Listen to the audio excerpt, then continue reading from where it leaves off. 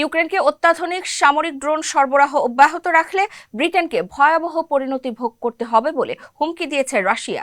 Moscow অভিযোগ করেছে, যুক্তরাজ্য জেনে শুনেই ইউক্রেন পরিস্থিতিকে আরও জটিল করে তুলছে।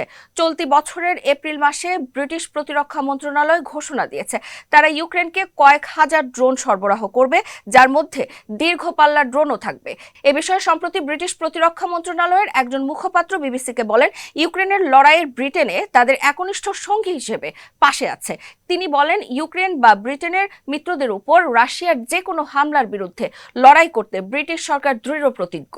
এ নিয়ে রাশিয়ার কোনো সন্দেহ থাকা উচিত নয়। তিনি আরও বলেন, রুশ প্রেসিডেন্ট ভ্লাদিমির পুতিনের অবৈধ আগ্রাসনের বিরুদ্ধে নিজেদের রক্ষা করতে ইউক্রেনকে প্রয়োজনীয় সামরিক সরঞ্জাম সরবরাহ করবে যুক্তরাজ্য।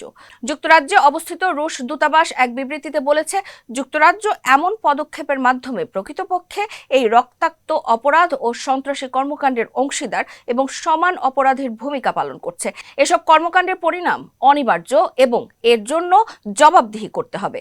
রাশিয়া সতর্ক করে বলেছে, এই যুদ্ধে তারা যত বেশি জড়াবে তত বেশি চড়া মূল্য দিতে হবে।